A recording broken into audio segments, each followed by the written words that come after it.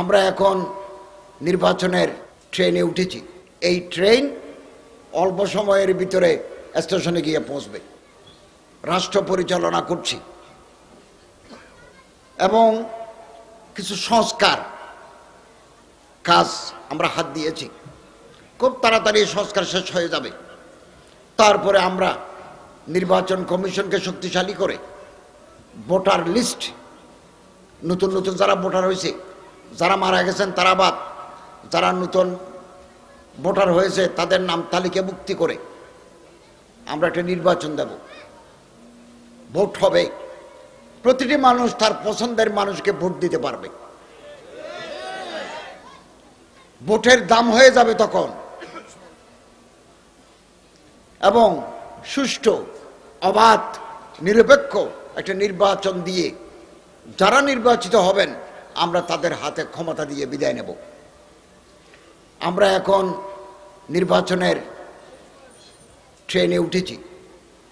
এই ট্রেন অল্প সময়ের ভিতরে স্টেশনে গিয়ে পৌঁছবে।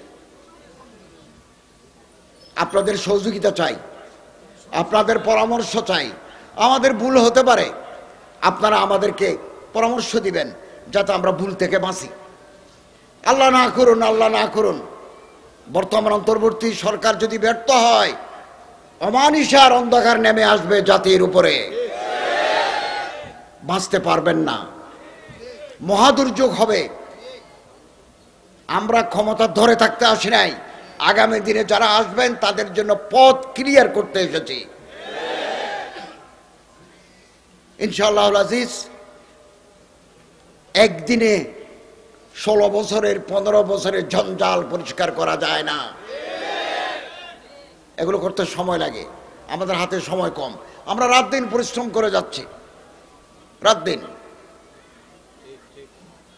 আমরা পরিশ্রম করে যাচ্ছি, গভীর রাত পর্যন্ত। কাল সকালে আবার মিনিস্ট্রিতে আসবো, কাজ, সারাদিন কাজ। তো আমরা আপনাদের সাথে আছি। ঝগড়াঝাটি বন্ধ, বিভেদ, ইখতিলাফ, ইফতিরাক বন্ধ। আসুন একে অপরের হাত ধরি, সব মানুষকে ভালোবাসি। মহাব্বতের বিকল্প নাই। গালি দেওয়া যায়, একজনকে মারা যায়, ভালোবাসা মহাব্বত দেখানো কঠিন। হিংসা করে লাভ নাই, হিংসা করবেন না। ইন্নাল হাসাদা ইয়াকুলুল হাসানাত কামা তাকুলুন নারুল হাতাবা। অমুক কেন উপরে উঠলো, যাও তার পিছনে লাগো, এগুলো করবো না আমরা। নেক আমল বরবাদ হয়ে যাবে। শুকনো লাকড়ি আগুন ধরাই দিলে যেমন দাও দাও করে জ্বলে যায়, 50-60 বছরের নেক আমলও হাসদের কারণে জলে পুরে ছাই হয়ে যাবে। আল্লাহ যাকে ইজ্জত দিতে চান, হাদিস, পৃথিবীর কেউ, সারা পৃথিবীর মানুষ একজোট হয়েও তারে নামাতে পারবে না। আর আল্লাহ যারে বিদায় করে দিবেন তাকে ধরে রাখার শক্তি পৃথিবীর কারো নাই। বুখারী শরীফের হাদিস। আল্লাহ যারে ইজ্জত দিবেন তারে বেইজ্জত করনেওয়ালা কেউ নাই। আল্লাহ যারে বেইজ্জত করে দিবেন তারে ইজ্জত দেনেওয়ালা কেউ নাই। ও তো ইজ্জু মান তাশা ও তো যিল্লু মান তাশা। আল্লাহ যাকে চান ইজ্জত দেন, যাকে চান বেইজ্জত করেন। আমরা আল্লাহরে ধরি। আল্লাহ যেন আমাদের উপর নারাজ না হন। গুনাহ ছাড়ি দেব, গুনাহ ছাড়ি দেব। একজন মানুষকে সালাম দেওয়া সওয়াব, মুসাফা করা সওয়াব। কাবলা আন ইয়াতাফাররাকা, একজন মুসলমান আর মুসলমানের যখন হাত ধরে যুদ্ধ হওয়ার আগে দুজনে গুনাহ মাফ। এগুলো সুন্নত রাসূল। বেদাত ত্যাগ করব, সুন্নত ধরব।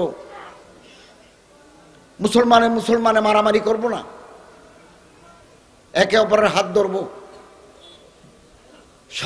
200 কোটি মুসলমান দুনিয়ায়, 57টা মুসলমানের দেশ। আমরা যদি আজকে এক হতে পারতাম তাহলে মসজিদে আকসায় আমরা নামাজ পড়তে পারতাম। এটাই আমাদের দুর্ভাগ্য। এক মুসলমান আর এক মুসলমানের বিরুদ্ধে। সব আমার দলের লোক হবে কথা নাই, সব আমার পীরের মুরিদ হবে কথা নাই, সব আমার মাদ্রাসার ছাত্র হবে কথা নাই। আলাদা আলাদা মাদ্রাসা, আলাদা আলাদা পীর সাহেব, আলাদা আলাদা দল, কিন্তু আমি এবং আপনি এক কাবার ছায়াতলে বড় হয়েছি, এক কালেমার অনুসারী, এক খোদার বান্দা, এক নবীর উম্মত, এক কোরআনের অনুসারী। মানুষকে ভালোবাসি। প্রতিবেশী যারা আছে আমার ডানে বামে, আমার ঘরের সামনে, আমার ঘরের পিছনে, আমার ঘরের ডানে, আমার ঘরের বামে যারা আছেন তারা আমার পড়োশি। এদের সাথে আমরা ভালো ব্যবহার করি। প্রতিবেশী আত্মীয় হতে পারে, প্রতিবেশী অনাত্মীয় হতে পারে, প্রতিবেশী মুসলমান হতে পারে, প্রতিবেশী অমুসলমান হতে পারে।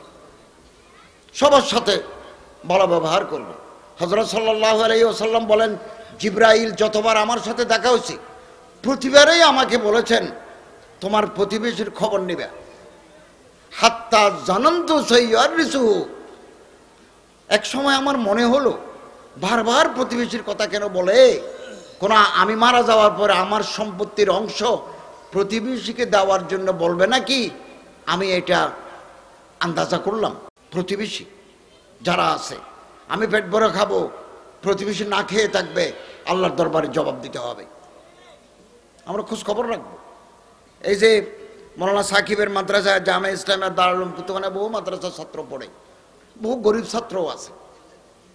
তাকে একটা গেঞ্জি কিনে দেবেন, আমরা গরিব হব না। এ হাতের দাম বেশি, এ হাতে দেয়, এ হাতের দাম নাই, এ হাতে লয়। আলিয়াদুল ওলিয়া খায়রুম মিনাদিস সুফলা, নিচের হাতের চাইতে উপরের হাত দামি। আমরা দোয়া করি আল্লাহ আমাদের এই হাতের মালিক বানাই দেন, আমিন। রিজিকের মালিক আল্লাহ, হুর রাজ্জাকু যুল কুওয়াতিল মাতিন, ওয়া মা মিন দাবাতিন ফিল আরদি ইল্লা আলাল্লাহি রিজকুহা। দুনিয়ার সমস্ত প্রাণীর রিজিক দেয় আসমানের মালিকে। আর রিজক মাকসুম, ওয়া ফিস সামাই রিজকুকুম, রিজিক আসমানে, জমিনে নয়। ঘুষ খেতে হবে না, ব্যাংক লুট করতে হবে না,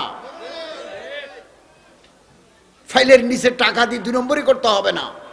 রিজিক উপর থেকে আসবে। দুনিয়াতে তালাশ করে নেব, ব্যবসা করে নেব, শিক্ষকতা করে নেব, রিক্সা চালাই নেব, চাষবাস করে নেব, কৃষিকাজ করে নেব। এটা ইবাদত। নবী করিম সাল্লাল্লাহু আলাইহি ওয়াসাল্লাম বলেন, হাতের কামাই, কষ্ট করে পরিশ্রম করা সওয়াবের কাজ। তলব কাসবিল হালাল ফরিজাতুন বাদাল ফরিজা। ঈমান, নামাজ, রোজা, হজ, যাকাত 1 নম্বরে ফরজ, নিচে আরেকটা ফরজ আছে। এটা হচ্ছে হালাল রিজিক তলব করা, আমার নিজের জন্য, আমার বউয়ের জন্য, আমার বিবি বাচ্চার জন্য হালাল টাকা। তিসাতুল আশরে মিন রিজকাত তিজারা। টাকা পয়সা রোজগারের যত পথ আছে 10 পথের ভিতরে 9 পথ হচ্ছে ব্যবসা করা, বাণিজ্য করা, দোকানদারি করা, মাল বেচা। তবে ওজনে কম দেওয়া যাবে না, মাপে কম দেওয়া যাবে না, 2 নম্বরই করা যাবে না, 2 নম্বরই করা যাবে না। পয়গম্বর ব্যবসায়ী ছিলেন, সাহাবায়ে কেরাম ব্যবসায়ী ছিলেন। হযরত আব্দুর রহমান ইবনে আউফ ব্যবসায়ী, হযরত ওমর ব্যবসায়ী, হযরত ওসমান ব্যবসায়ী। অনেক ব্যবসায়ী ছিলেন ওলামা, সাহাবায়ে কেরাম।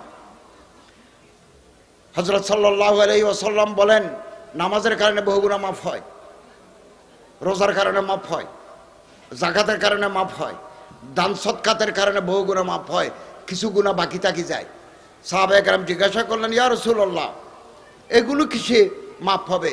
হযরত বলেন, পেটের ভাত জোগাড় করার জন্য যে মেহনত করে শরীর থেকে যে ঘাম বের হয়, এই ঘামের ফোঁটা বাকি গুনাহ মাফ করে দেয়, বাকি গুনাহ মাফ করে দেয়। যত নবী এসেছেন, আদম আলাইহিস সালাম কৃষক, ইব্রাহিম আলাইহিস সালাম বস্তা বানায় বাজারে বিক্রি করতেন, দাউদ আলাইহিস সালাম লোহার বিজনেস, জাকারিয়া আলাইহিস সালাম গাছের বিজনেস, হযরত ইউসুফ আলাইহিস সালাম রাষ্ট্র পরিচালনা করতেন, হযরত সোহাব আলাইহিস সালামের ছিল ছাগলের খামার, মুসা আলাইহিস সালাম ছাগল চড়াইতেন শ্বশুর বাড়িতে। অতএব হালাল টাকা রোজগার করব, দালালি করা, ঘুষ খাওয়া, সুদ খাওয়া, দুর্নীতি করা, ব্যাংকের টাকা লুট করে নিয়ে যাওয়া হারাম, হারাম, হারাম।